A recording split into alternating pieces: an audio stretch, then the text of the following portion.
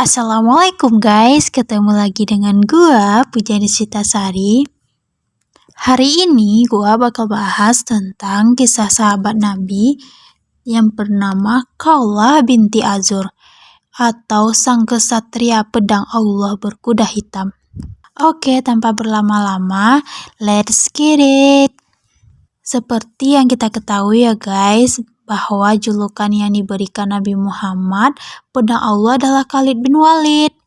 Namun ternyata yang mendapat julukan itu bukan hanya Khalid bin Walid saja, tetapi ada juga perempuan yang mendapat julukan tersebut, yaitu Khawlah binti Azur sesuai dengan judul.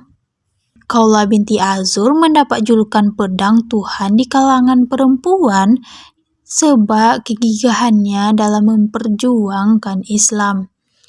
Khawlah binti Azur merupakan salah satu sosok perempuan yang tangguh dan pemberani. Jiwa dan raganya ia rela berkorban untuk membela Islam pada saat kaum muslim berhadapan dengan para pasukan Romawi. Ia pada mulanya hanya seorang petugas medis dan pemasok logistik bagi para mujahidin yang sedang berjuang. Namun semangat juangnya tiba-tiba muncul ketika ia mendengar bahwa kakak kandungnya yang bernama Dira bin Azur telah ditawan oleh pasukan Romawi. Seperti yang diketahui, Dira bin Azur merupakan orang terdekat bagi Khawlah binti Azur, sebab Khawlah binti Azur mempelajari taktik perang dan juga mempelajari pedang serta panah yang diajari oleh Dira bin Azur. Sontak saat ia mengetahui kakaknya sedang ditawan oleh pasukan Romawi, Khawlah pun berlari menuju kudanya, menutupi seluruh tubuhnya dengan kain hitam, terkecuali matanya. Dengan membawa senjata dan menunggangi kuda hitamnya, Khawlah pun menuju pasukan Romawi untuk membunuh mereka semua.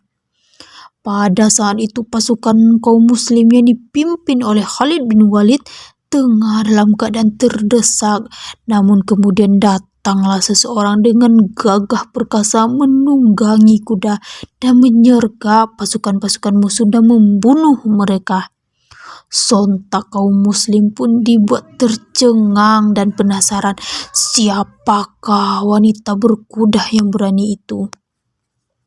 Kemudian di saat Khawlah sudah berhenti melawan para musuh, maka Khalid bin Walid pun kembali bertanya kepadanya, dan Khawlah pun menjawab bahwa dirinya ialah Khawlah binti Azur. Mendengar bahwa pejuang gagah berani itu adalah seorang perempuan, sontak para pejuang kembali terbakar semangatnya untuk berperang melawan musuh-musuh Allah. Berkat hadirnya Khawlah binti Azur ini, akhirnya kaum muslimin pun mampu mengalahkan pasukan Romawi.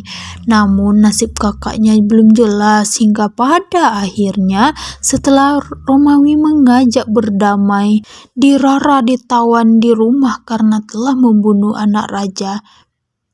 Kemudian Khawlah ikut kembali ke medan perang untuk menyelamatkan kakaknya yang ditawan itu, hingga pada akhirnya pertolongan Allah pun berhasil menyelamatkan kakaknya Khawlah. Namun kembali lagi Khawlah juga diuji ketika ia dan kawan-kawan muslimahnya menjadi tawanan pada saat perang Zahura. Mereka ditangkap oleh para tentara Romawi dan menjadikannya sebagai tawanan. Banyak dari kawan-kawan muslimah itu menjadi putus asa dan bingung harus berbuat apa, sehingga Khawlah pun hadir memberikan motivasi kepada mereka. Khawlah pun berkata, "Kalian yang berjuang di jalan Allah, apakah kalian mau menjadi tukang pijit orang-orang Romawi? Mau menjadi budak bagi orang-orang kafir? Di mana harga diri kita sebagai seorang wanita dan di mana harga diri kita untuk mendapatkan surga Allah?" Sontak berkat mendengar dorongan motivasi dari Khawlah, akhirnya para tawanan tersebut mampu melawan dan bahkan dikisahkan mereka dapat terbebas dari tawanan tentara Romawi. Dari kisah Khawlah kita dapat belajar bahwa peran wanita di dalam Islam itu sangat besar. Apapun yang mengatakan apa anggapan yang mengatakan bahwa wanita adalah sosok yang lemah dapat dibuktikan dengan perjuangan kaulah yang dalam memperjuangkan Islam. Baliknya, dengan hadirnya Islam merupakan agama yang memberikan ruang lingkup besar bagi perempuan untuk berperan penting di dalam publik. Namun sebelum itu, para perempuan juga harus mempelajari apa saja batas hukum yang sudah diatur dalam Islam. Perjuangan dan kisah ini memberikan banyak motivasi dan perubahan bagi wanita di zaman sekarang. Sebab sekarang derajat wanita dan lelaki menjadi sama dan tidak ada perbedaan. Wanita bisa sama-sama berjuang untuk hal yang harus mereka perjuangkan tanpa rasa takut sedikit pun. Wallahu alam. Selesai. Jangan lupa like, subscribe, comment, and share ya guys. Sudah sudahi dengan assalamualaikum.